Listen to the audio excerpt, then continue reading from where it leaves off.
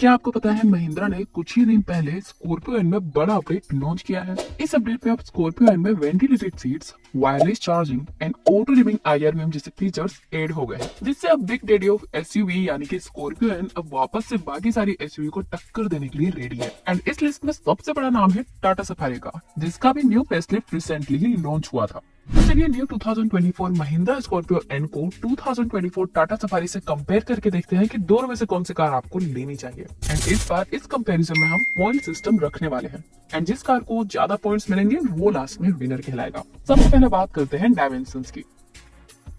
तो Scorpio N की length 4662 millimetre है, जहां पे सफारी की लेंथ 4668 मिलीमीटर है। स्कॉर्पियो एन की विड्थ 1917 मिलीमीटर है, जहां पे सफारी की विड्थ 1922 मिलीमीटर है। स्कॉर्पियो एन की हाइट 1857 मिलीमीटर है, जहां पे सफारी की हाइट 1795 मिलीमीटर है। स्कॉर्पियो एन में आपको 2750 मिलीमीटर का व्हील बेस मिलता है, जहां पे सफारी में आपको 2741 मिलीमीटर का व्हील बेस मिलता है।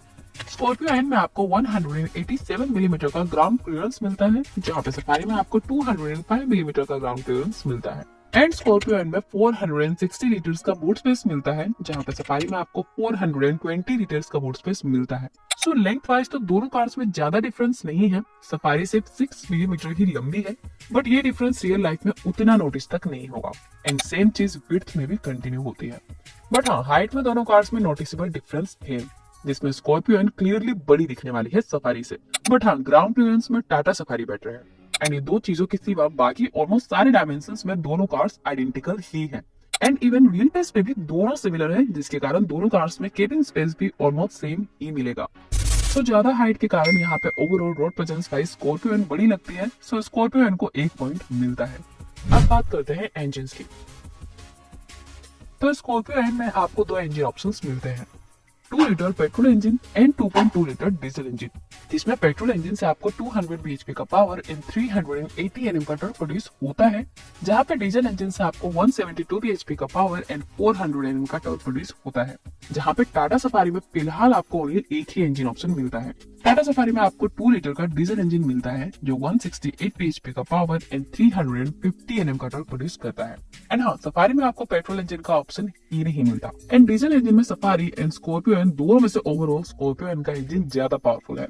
And also Scorpio N rear drive SUV है, जिसमें 4x4 का भी ऑप्शन है। सो स्कॉर्पियो एन एक प्रॉपर SUV कैरेक्टरिस्टिक के साथ मिलती है, जहां पे टाटा सफारी एक फ्रंट व्हील ड्राइव क्रॉसओवर कह सकते हो, जिसके कारण Scorpio N proper off roading कर पाएगी, जहां पे Tata Safari hardcore off roading नहीं कर सकती।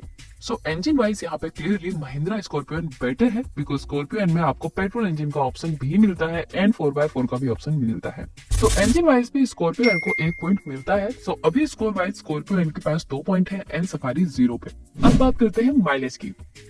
तो स्कॉर्पियो एन में पेट्रोल इंजन की क्लेम माइलेज महिंद्रा ने रिवील नहीं की, बट रियल लाइफ में according to users petrol manual में आप 12 to 13 किलोमीटर की मैक्सिमम माइलेज एक्सपेक्ट कर सकते हो एंड पेट्रोल ऑटोमेटिक में 10 to 12 किलोमीटर पर लीटर, जहां पे स्कॉर्पियो एन में डीजल इंजन में आप मैनुअल में 15 to 17 किलोमीटर पर लीटर तक की माइलेज एक्सपेक्ट कर सकते हो एंड डीजल ऑटोमेटिक में 14 to 15 किलोमीटर पर लीटर, जहां पे सफारी में डीजल मैनुअल की क्लेम माइलेज 16.3 किलोमीटर पर लीटर है, जो रियल लाइफ में आप 13 to 14 किलोमीटर पर लीटर तक की माइलेज एक्सपेक्ट कर सकते हो।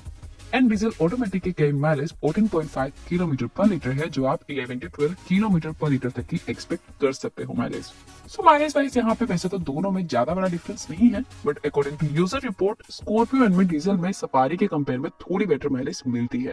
तो माइलेज वाइज भी अगेन यहाँ पे स्कॉर्पियो एन विनर है। सो स्कॉर्पियो एन के पास हुए 3 पॉइंट्स एंड सफारी अब भी 0 पे। रुको जरा, सबर करो। अब बात करते हैं एक्सटीरियर की। तो डिजाइन वाइज दोनों कार्स की डिजाइन टोटली डिफरेंट है। महिंद्रा स्कॉर्पियो एन की डिजाइन ज्यादा traditional SUV type and rough and tough type की है, जहां पे सफारी की डिजाइन ज्यादा मॉडर्न एंड फ्यूचरिस्टिक टाइप की है। एंड दोनों में से कौन सी SUV की डिजाइन आपको ज्यादा पसंद आती है वो टोटली आपके पर्सनल चॉइस पे डिपेंड है। बट अगर बात हो एक्सटीरियर फीचर्स की, तो दोनों कार्स में कई सारे एक्सटीरियर फीचर्स कॉमन मिलते हैं, जैसे कि दोनों में आपको LED headlights, LED tail light, LED DRL, LED fog lamps, electrically adjustable ORVM, rear wiper, rear defogger, auto headlamps and rain sensing wipers जैसे फीचर्स कॉमन मिलते हैं। बट सफारी में आपको पैनोरामिक सनरूफ मिलता है, जहाँ पे स्कॉर्पियो में आपको छोटा सनरूफ मिलता है। एंड सफारी में आपको टॉप वेरिएंट में 19 इंच के एलॉय व्हील्स मिलते हैं, जहाँ पे स्कॉर्पियो में आपको 18 इंच के एलॉय व्हील्स मिलते हैं। एंड सफारी में रियर में कनेक्टेड एलईडी टेल लाइट मिलती है, जहाँ पे स्कॉर्पियो में वर्टिकल ट्रेडिशनल टेल लाइट मिलती है।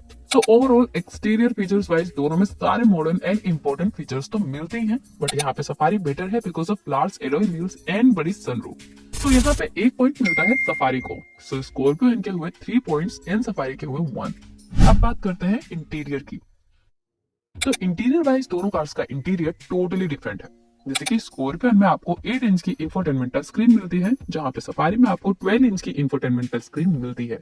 एंड सफारी में आपको 10.2 इंच का डिजिटल क्लस्टर मिलता है, जहां पे स्कॉर्पियो में आपको 7 इंच का क्लस्टर मिलता है। एंड सफारी में हरमन के 10 स्पीकर्स मिलते हैं, जहां पे स्कॉर्पियो में आपको सोनी के 12 स्पीकर्स मिलते हैं। एंड अब स्कॉर्पियो में भी आपको न्यू अपडेट के बाद फ्रंट वेंटिलेटेड सीट्स मिलने लगी हैं, बट सफारी में front and second row seats में भी वेंटिलेटेड सीट्स मिलती है, जहाँ पे स्कॉर्पियो में ओनली फ्रंट दोनों सीट में ही वेंटिलेशन का ऑप्शन मिलता है। एंड सफारी में आपको इलेक्ट्रॉनिक पार्किंग ब्रेक भी मिलती है, जहाँ पे स्कॉर्पियो में आपको नॉर्मल हैंड ब्रेक ही मिलती है। एंड सफारी में आपको 360 कैमरा मिलता है, जहाँ पे स्कॉर्पियो में आपको front end rear parking camera मिलता है। एंड सिमिलरली सफारी में front driver seat and front passenger seat दोनों इलेक्ट्रिकली एडजस्टेबल मिलती हैं, जहाँ पे स्कॉर्पियो में आपको ओनली ड्राइवर सीट ही इलेक्ट्रिकली एडजस्टेबल मिलती हैं। बट दोनों कार्स में आपको wireless charger, dual zone climate control, engine start stop push button, connected car features, leatherette seats, second row captain seats, driver armrest, steering mounted controls and auto dimming ILM जैसे features common मिलते हैं।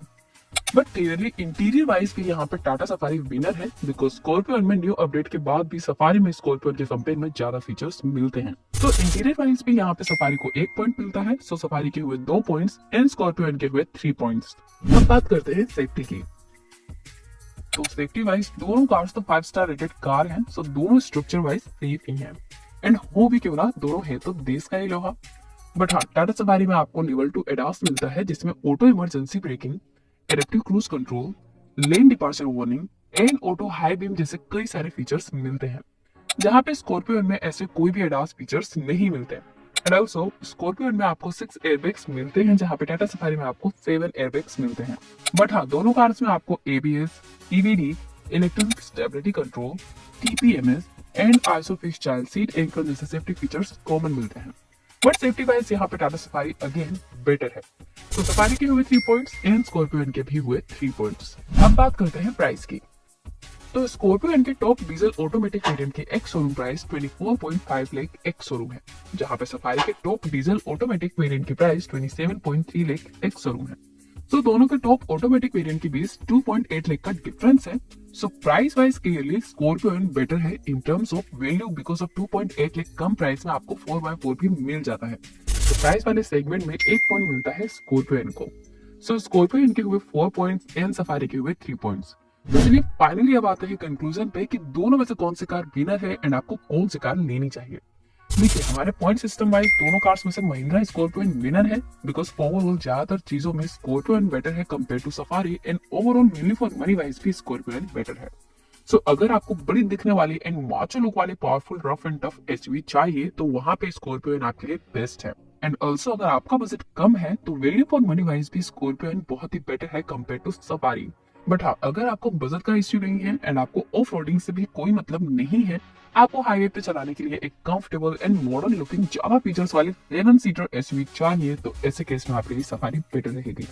And में अगर मैं अपनी personal choice बताऊं कि अगर मेरी कोई लॉटरी लगती है एंड मेरे पास इतने सारे पैसे आते हैं, तो मैं इन दोनों में से कौन सी कार खरीदूंगी, तो इन दोनों कार्स में से मैं तो स्कॉर्पियो पे जाना ज्यादा प्रेफर करूंगी, बिकॉज मेरी चॉइस ज्यादा powerful end of road capable SUV की है, and overall value for money wise भी मुझे स्कॉर्पियो ज्यादा वैल्यू प्रोवाइड करती है। तो ये था हमारा comparison new 2024 Mahindra Scorpio and Tata safari के बीच। सो अगर आपको इन दोनों कार्स में से कोई एक कार चूज करनी, तो आप कौन सी कार चूज करोगे, स्कॉर्पियो या फिर टाटा सफारी? आपकी चॉइस हमें कमेंट सेक्शन में जरूर बताइएगा। सो बस आज की इस वीडियो में इतना ही, मिलते हैं आपसे नेक्स्ट वीडियो में। और जाने से पहले अगर आपने हमारा चैनल सब्सक्राइब नहीं किया है, तो सब्सक्राइब कर दीजिएगा और उस बेल आइकन बटन को दबा दीजिएगा। Thank you.